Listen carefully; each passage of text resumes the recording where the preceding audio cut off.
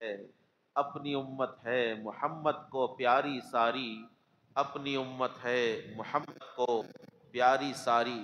ایک دفعہ عقیدت و محبت کے ساتھ نبی والے نبی کی بارگاہ میں درود شریف پڑھنے کا شرف حاصل کرے، پڑھے اللہم صلی علی سیدنا محمد وعلی آل سیدنا محمد وبارک وسلم۔ اللہ رب العزت کا بے انتہا فضل ہے، اس کا احسان ہے، اس کا کرم ہے کہ جس نے مجھے اور آپ کو امت محمدیہ میں پیدا فرمایا، اور اللہ کا یہ بہت بڑا احسان ہے کہ جس نے مجھے اور آپ کو ان فتنوں کے دور میں بھی اہل سنت والجماعت پر قائم رکھا، دائم رکھا۔ میں نے اپنے خطبے میں جو آیت کریمہ پڑھنے کا شرف حاصل کیا ہے، اللہ تعالیٰ قرآن مقدس میں ارشاد فرماتا ہے فاذکرونی اذکرکم، کہ تم مجھے یاد کرو میں تمہیں یاد کروں گا، تم میرا ذکر کرو میں تمہارا ذکر کروں گا۔ حدیث پاک میں آتا ہے کہ نبی کریم صلی اللہ علیہ وآلہ وسلم ارشاد فرماتے ہیں جب بندہ اللہ تعالیٰ کو زمین پر یاد کرتا ہے، اللہ آسمانوں پر جو ہے اسے یاد فرماتا ہے۔ جب بندہ اللہ تعالیٰ کو کسی محفل میں یاد کرتا ہے تو اللہ اس سے بہتر محفل فرشتوں کی مجلس میں اس بندے کا ذکر فرماتا ہے۔ جب بندہ اللہ تعالیٰ کی طرف ایک قدم ڈالتا ہے تو اللہ کی رحمتیں بندے کے 10 قدم قریب ہو جاتی ہے۔ قاعدہ بنایا گیا کہ تم میرا ذکر کرو میں تمہارے ذکر کو بلند کر دوں گا۔ اب اللہ جس کے ذکر کو بلند کرتے ہیں اس کے ذکر کو کوئی ختم نہیں کر سکتا۔ اللہ جس کو بلند کر دے اس کو کوئی پستی دے نہیں سکتا، اس کو کوئی پستی نہیں دے سکتا۔ اللہ جس پر اپنا فضل فرما دے ساری کائنات مل کر اس کو رسوا نہیں کر سکتی۔ تو مسئلہ یہ ہے کہ تم اللہ کا ذکر کرو، اللہ کا ذکر کرو۔ اور جب کوئی بندہ اللہ کی طرف ایک قدم ڈالتا ہے اس کی راہ میں، الذین جاہدوا فینا، جو لوگ ہماری راہ میں ایک قدم ڈال دیتے ہیں، والذین جاہدوا فینا، جو لوگ ایک قدم ہماری طرف آ جاتے ہیں، ہمارے راستے میں آ جاتے ہیں، ہمارے کہے پر ماننا شروع کر دیتے ہیں۔ ہم نے جس نبی علیہ السلام کو مبعوث کیا ہے لوگوں کی ہدایت کے لیے، ان کی پیروکاری میں، ان کی محبت میں، ان کی سنتوں پر عمل کرتے ہوئے ہماری راہ میں قدم ڈالتے ہیں، لَنَهْدِيَنَّهُمْ سُبُلَنَا، تو ہم ان کے لیے ایک راستہ نہیں کھولتے، ان کے لیے ہم اپنی رحمت کے تمام دروازوں کو کھول دیتے ہیں۔ بس تمہارا کام ہے کہ تم اللہ کو یاد کرو، تم اللہ کو یاد کرو، وہ اس کا ذمہ ہے کہ وہ تمہارے لیے اپنی رحمت کے، بخشش کے، عطا کے، فضل کے دروازے کھول دے۔ لیکن آج انسان دنیا کی محبت میں اتنا تباہ ہو چکا، دنیا کی لالچ نے اس کے دل کو اتنا مردہ کر دیا ہے، دنیا کی ہرس نے اس کو اتنا گمراہ کر دیا ہے، اتنا غافل کر دیا ہے کہ دن میں 5 وقت اذانیں ہوتی ہے نہیں آ سکتا، تک نہیں آ سکتا۔ اتنا دنیا کے اندر انسان گم ہو گیا ہے، اس کے پاس آج اللہ تعالی کے لیے، اپنے معبود کے لیے، اپنے خالق کے لیے وقت نہیں رہا، اللہ کی عبادت کے لیے اس کے پاس آج ٹائم نہیں ہے۔ وہ دنیا کے تمام مشغلے تو کر رہا ہے، وہ اپنے لیے، اپنی زندگی کے لیے کما رہا ہے، جی پاپڑ بیل رہا ہے، کیا کیا نہیں کر رہا انسان آج دولت کے لیے۔ انسان آج سب کچھ کر رہا ہے، ناجائز طریقے اپنا رہا ہے دولت کے لیے، اور وہ دولت اس کے کام نہیں آ رہی، وہ دولت وہ دنیا میں چھوڑ کر چلا جا رہا ہے۔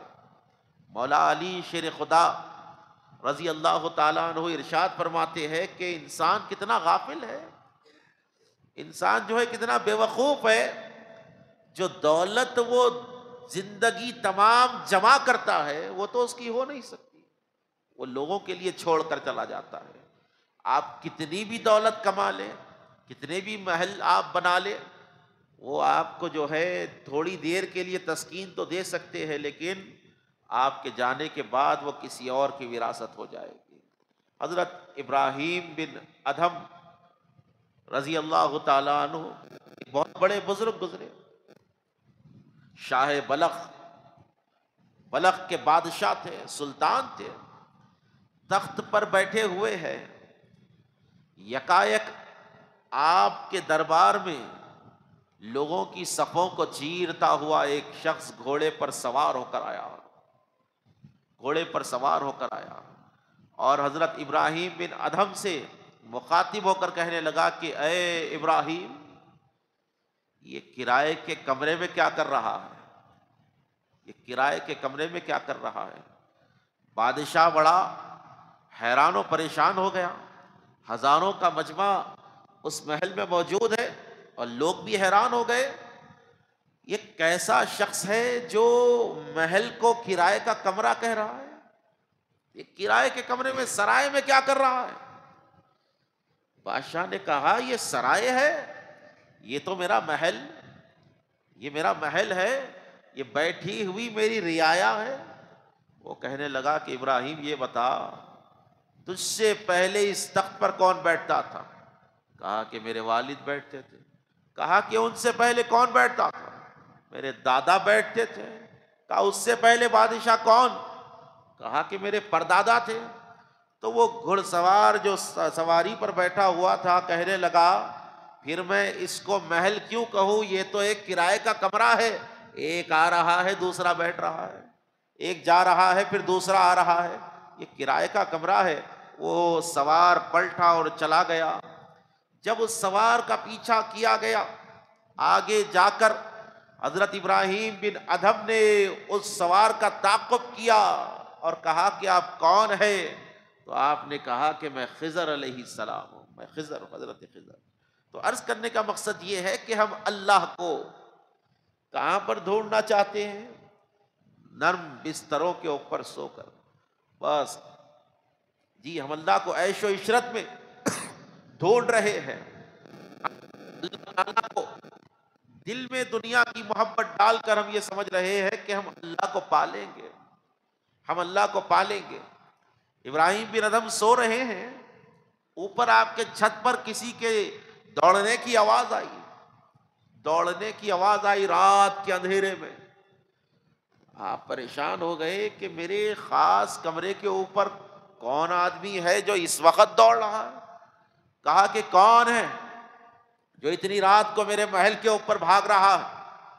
تو آواز دینے والے نے آواز دی، بادشاہ سلامت آپ سو جائیے، بے فکر رہے، میں اپنے اونٹ کو ڈھونڈ رہا ہوں۔ کیا ڈھونڈ رہا ہوں؟ میں اپنے اونٹ کو ڈھونڈ رہا ہوں۔ ابراہیم بن ادھم نے کہا کہ کیسی بے وقوفی ہے، اونٹ اگر تجھے ڈھونڈنا ہو، تیرا اونٹ گم ہو گیا ہو تو جنگل کی طرف جا، زمینوں پر جا کر ڈھونڈ، یہ میرے محل کے اوپر کیسے تیرا اونٹ تجھے ملے گا؟ تو اس نے کہا کہ یہ کیسی بے وقوفی ہے ابراہیم بن ادھم، تو اللہ کو ڈھونڈنے نکلا ہے اور نرم گدے پر سو رہا ہے، جیسے مجھے اونٹ نہیں مل سکتا یہاں پر، تجھے اللہ کیسے ملے گا؟ آپ نے اپنی ساری سلطنت کو ٹھوکر مارا۔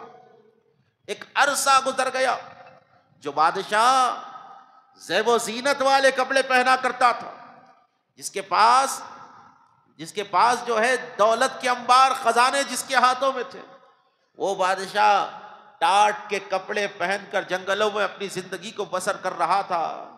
ایک دفعہ دریا کے کنارے حضرت ابراہیم بن ادھم بیٹھے ہوئے ہیں، وہاں سے قافلے کا گزر ہوا، اس قافلے میں حضرت ابراہیم بن ادھم کے جو ہے کچھ ساتھی بھی تھے، کچھ دوست بھی تھے، جان پہچان والے بھی تھے۔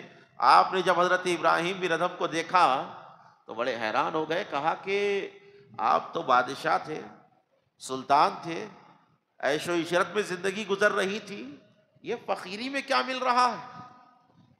یہ فقیری میں تم کو کیا مل رہا ہے؟ پھٹے ہوئے ٹاٹ کے کپڑے پہن کر آپ یہاں پر بیٹھے ہوئے ہیں، پیبند لگے ہوئے لباس میں یہاں پر بیٹھے ہوئے ہیں، وہ شاہی کیا انداز کی تھی، اور یہ فقیری میں تم کو کیا حاصل ہو گیا؟ تو آپ نے اپنا جو لباس پھٹا ہوا سی رہے تھے، سوئی لی، دریا میں ڈالی، اور ارشاد فرمایا کہ اے مچھلیوں میری سوئی لا کر باہر دے دو، اے مچھلیوں میری سوئی لا کر باہر دے دو۔ کئی ہزار مچھلیاں باہر اپنا منہ نکالتی ہیں، کسی کے منہ میں سونے کی سوئی ہے، کسی کے منہ میں جو ہے چاندی کی سوئی ہے، آپ نے اپنی سوئی لے لی اور اپنے دوستوں کو مخاطب ہو کر کہا کہ دیکھو یہ حکومت اچھی تھی یا وہ حکومت اچھی تھی؟ وہاں پر تخت پر بیٹھتا تھا تو لوگوں کے سروں پر حکومت تھی، اب میں اللہ کا ہو چکا ہوں، ساری مخلوق میرے تابع ہو چکی ہے، ساری مخلوق اللہ نے میرے تابع فرما دی ہے۔ تو عرض کرنے کا مقصد یہ ہے، فاذکرونی، تم مجھے یاد کرو، تم مجھے یاد کرو، اذکرکم، میں تمہیں یاد کروں گا۔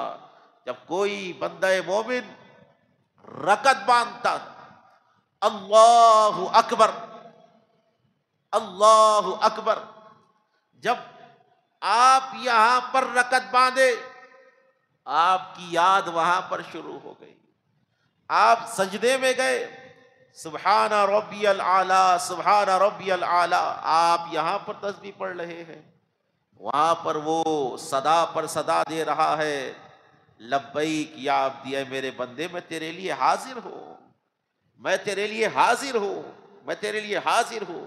دیکھو یہ زندگی ہم کو اللہ کی بندگی کے لیے ملی ہے، دنیا ایک خواب ہے، یاد رکھنا، دنیا ایک خواب ہے، آخرت حقیقت ہے۔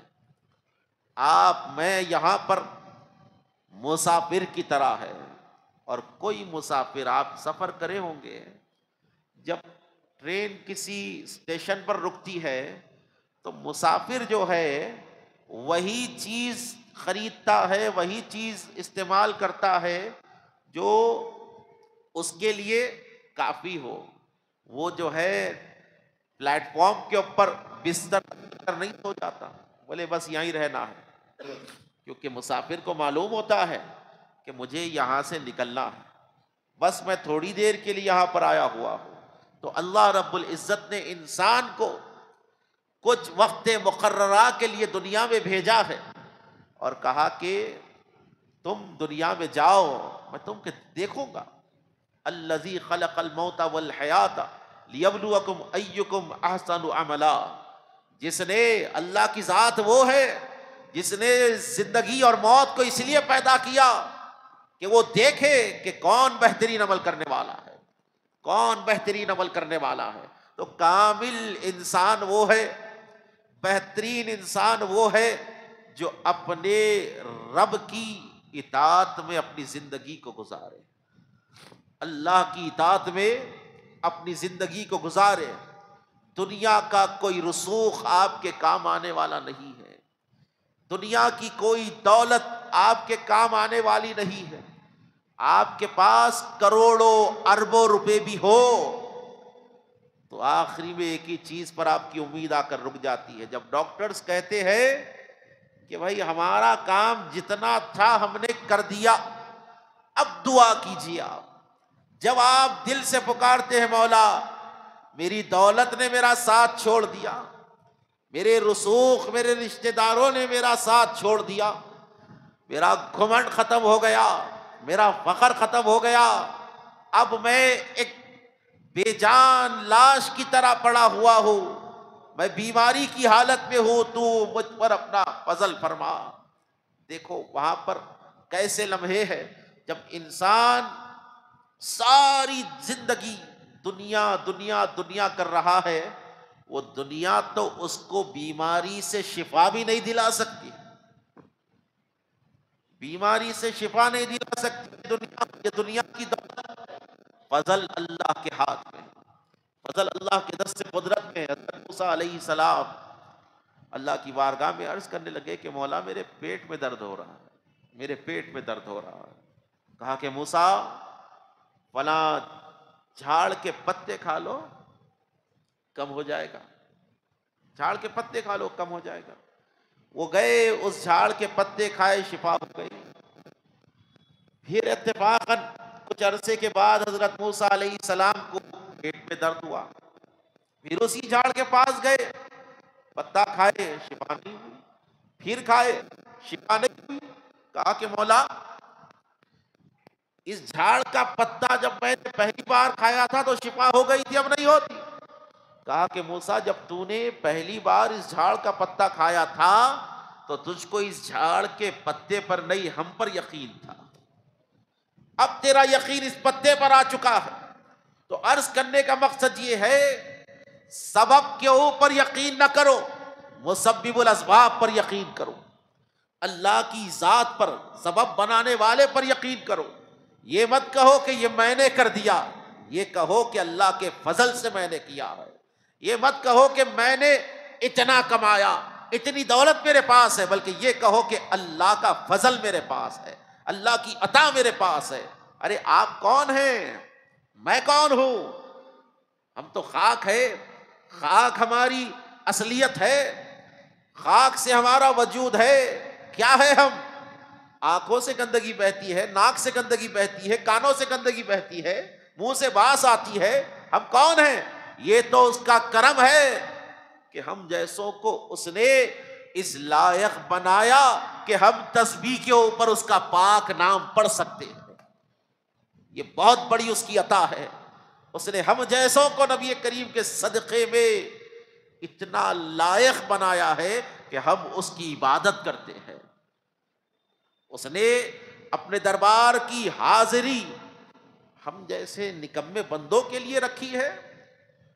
یہ بہت بڑا اس کا کرم ہے، بہت بڑا فضل ہے، ورنہ وہ اس کی ذات کیسی ہے، وہ قدس ہے، وہ پاک ہے، اس کے ذکر کرنے کے لیے کروڑوں فرشتے ہیں، ہزاروں مخلوقات اس کا ذکر کر رہی ہے۔ یسبح للہ ما فی السماوات و ما فی الارض، زمین و آسمان میں جتنے ذرات ہیں سب اللہ کا ذکر کر رہے ہیں۔ تمہاری کون سی کمی تھی؟ یہ تو اس کا احسان ہے کہ اس نے تم کو انسان بنا کر پیدا کیا۔ آپ آ کر 2 رکعت جمعہ پڑھ کر یہ سمجھ رہے ہیں میں نے نماز پڑھ لی۔ آپ نے نہ دین پر احسان کیا ہے، نہ ہی آپ نے عبادت کر کر بہت بڑا کام کر دیا ہے، بلکہ آپ نے سجدہ کر کر اپنی بندگی کو ظاہر کیا ہے، اپنے مقدر کو تم نے بلند کیا ہے۔ اور ایک چیز یاد رکھو، من تواضع للہ ورفع اللہ درجات، جو لوگ اللہ کے لیے تواضع اختیار کرتے ہیں، کیا اختیار کرتے ہیں؟ تواضع، بولیے تواضع، عاجزی۔ آج عاجزی ہمارے اندر نہیں رہی، آج غرور کے ہم پتلے بن چکے ہیں۔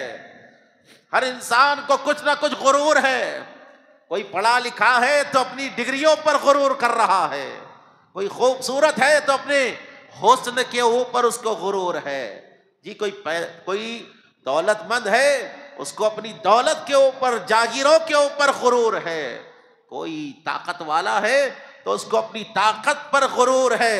خدا کی عزت کی قسم ہے، یاد رکھو موت ایسی چیز ہے جو طاقت کے غرور کو توڑنے والی ہے۔ موت ایک ایسی شے ہے جو حسن کو مٹی میں ملانے والی ہے۔ موت اس حقیقت کو کہا جاتا ہے جو ہر غرور کو نیست و نابود کر دیتی ہے۔ یاد رکھو اس دنیا میں اللہ نے تمہیں پیدا کیا ہے تو کل نفس ذائقۃ الموت، مرنا ضرور ہے۔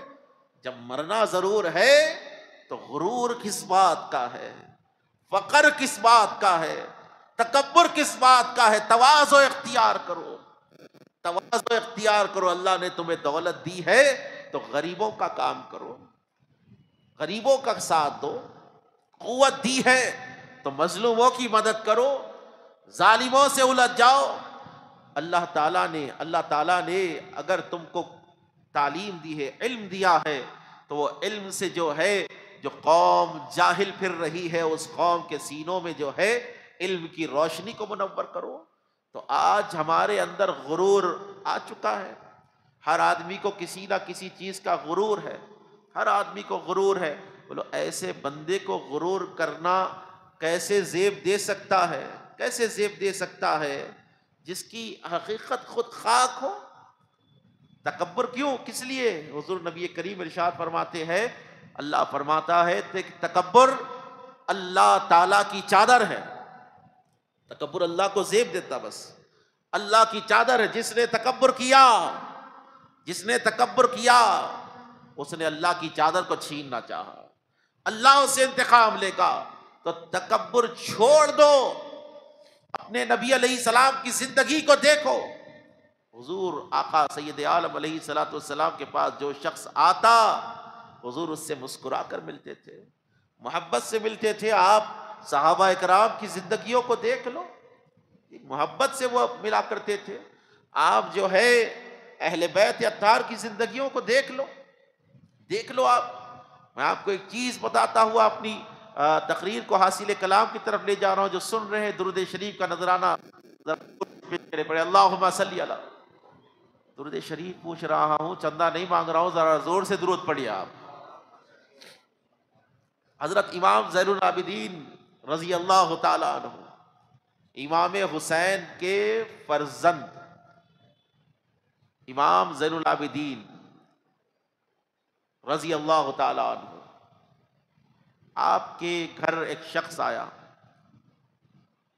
اس نے کہا کہ سرکار، لوگ میری جان کے دشمن بنے ہیں، میں آپ کے گھر میں پناہ لینا چاہتا ہوں، آپ مجھے پناہ دے دیجئے۔ کہا کہ ٹھیک ہے، یہ اہل بیت کا گھر تھا، کس کو دور کرتے؟ نہیں، دشمن بھی اگر آ جائے تو ان کے در سے لے کر جاتا۔ یہ بانٹنے والا سخی گھرانہ تھا۔ بولے آجا، رہ جا۔ ایک دن ہوا، 2 دن ہوئے، 3 دن ہوئے، اس کی مہمان نوازی کر رہے ہیں، کھانا کھلا رہے ہیں، لباس دے رہے ہیں، بہت کچھ دے دیا، لذیذ کھانے کھا رہا ہے، لذیذ کھانے کھا رہا ہے۔ 3 دن ہو گئے، بستر پر بیٹھا ہوا ہے، کھانا کھا رہا ہے، روٹی کھا رہا ہے، امام بھی بیٹھے ہوئے ہیں۔ وہ دستر پر کھانا کھاتے کھاتے نوالا روک کر کہنے لگا، حضرت شاید آپ نے مجھے پہچانا نہیں، اس لیے آپ مجھ پر یہ شفقت کر رہے ہیں، اس لیے آپ میری اتنی عمدہ مہمان نوازی کر رہے ہیں، اس لیے آپ مجھ پر اتنی مہربانی کر رہے ہیں۔ اگر آپ مجھے پہچان لیتے تو یہ سب نہیں کرتے تھے، گھر کے اندر نہیں آنے دیتے۔ تو آپ نے فرمایا کہ میں تجھے کیسے بھول سکتا ہوں، میں تجھے کیسے بھول سکتا ہوں؟ تو وہ ہے کہ جس نے میرے بابا کے سر کو نیزے میں لگایا تھا، تو وہی ہے جس نے میرے بابا حسین کے سر کو نیزے کے اندر لگایا تھا، تو وہی ہے۔ کہا کہ سرکار، جب آپ کو معلوم ہے کہ میں وہ ہوں تو یہ شفقت کیسی ہے، یہ انعام و اکرام کیسے ہے، یہ مہمان نوازی کیسی ہے، یہ وفا کیسی ہے مجھ سے؟ تو آپ نے فرمایا، دیکھ مسئلہ یہ ہے، جس کے پاس جو ہوتا ہے وہ دیتا ہے۔ ہم تیرے شہر آئے تھے تو نے ہم پر تیروں کی برسات کر دی، ہم تیرے شہر آئے تھے تو نے جو ہے ہم کو پیاسا رکھا، شہید کر دیا، اور تو ہمارے گھر پر آیا ہے تو ہم محبت ہے ہمارے پاس، ہم تجھے محبتیں دے رہے ہیں۔ جس کے پاس جو ہوتا ہے، تیرے پاس جفا تھی تو نے جفاکاری کی، ہم وفادار ہے، ہم تجھ سے وفاداری کے ساتھ پیش آ رہے ہیں۔ تو عرض کرنے کا مقصد یہ ہے کہ انسان میں تواضع ہونی چاہیے، تواضع، غرور، تکبر چھوڑے۔ جی، تکبر بہت بری چیز ہے، اعمال تباہ ہو جاتے ہیں۔ لحاظ کرے لوگوں کا، چھوٹے بڑے کا لحاظ کرے۔ اللہ کے نبی ارشاد فرماتے ہیں، وہ شخص ہم میں سے نہیں ہے جو اپنے بڑوں کا ادب نہ کرے اور اپنے چھوٹوں پر شفقت نہ کرے۔ کوئی آپ سے مل رہا ہے تو اس سے محبت سے ملے، بچہ بھی ہو، بڑا بھی ہو، کوئی بھی ہو، آپ اس سے شفقت سے ملے۔ بحیثیت مسلمان آپ کو اپنا کردار دکھانا چاہیے۔ ایسے نہیں کہ بس دنیا میں آئے، جی لیے اور ختم ہو گئے، جی لیے چلے گئے، بس زندگی ختم ہو گئی، لوگ چار کندھوں پر لے گئے اور دفنا دیے نکل گئے۔ مولا علی شیر خدا ارشاد فرماتے ہیں کہ ایسی زندگی گزارو، لوگوں سے ایسے معاملات میں پیش آؤ، لوگوں سے ایسے اچھے طریقے سے پیش آؤ کہ جب تم کو دفنا دیا جائے تو تمہاری قبر پر لوگ آ کر روئیں۔ ایسے بنو کہ تمہاری قبر پر لوگ آ کر رونے لگ جائے تم کو یاد کر کر۔ ایسے نہ بنو کہ بس لوگ جھوٹ موٹ کا دو پھول ڈال کر آپ کی قبر سے نکل جا رہے ہیں۔ ایسی زندگی بناؤ کہ آپ کی زندگی لوگوں کے دلوں میں نقش ہو جائے۔ ایسے اخلاق سے پیش آؤ کہ آپ کی موت کے صدیوں بعد بھی آپ کا ذکر جاری رہے۔ ایسے بن جاؤ کہ نسل در نسل تمہیں یاد رکھے، تمہارے انداز کو یاد رکھے، تمہارے اخلاق کو یاد رکھے، تمہارے کردار کو یاد رکھے، کیونکہ تم کوئی معمولی لوگ نہیں ہو، تم لا الہ الا اللہ محمد الرسول اللہ پڑھنے والے لوگ ہو، یہ معمولی لوگ نہیں ہیں۔ سرکار دو عالم علیہ السلام کے غلام ہیں۔ جب ہم نبی کریم علیہ الصلوۃ والسلام کے غلام ہیں تو ہم پر وہ تمام چیزوں کی اتباع کرنی ضروری ہے جو میرے آقا پاک علیہ الصلوۃ والسلام نے جس کا حکم دیا ہے۔ سنت رسول کے پابند بن جائیے، 5 وقتہ نمازیں پڑھے آپ۔ اللہ کے نبی ارشاد فرماتے ہیں نماز میرے آنکھوں کی ٹھنڈک ہے، نماز میرے آنکھوں کی ٹھنڈک ہے، نماز پڑھو۔ مومن اور کافر کے بیچ میں نماز ایک بہت بڑا فرق ہے۔ کافر نماز نہیں پڑھتا، مومن نماز پڑھتا ہے۔ تو عرض کرنے کا مقصد یہ ہے، اب جب آپ نماز پڑھیں گے، آپ بات حاصل کلام کی طرف میں لے جا رہا ہوں، آپ جب نماز پڑھیں گے ذکر خدا ہو رہا ہے، آپ اللہ کو یاد کر رہے ہیں، فاذکرونی اذکرکم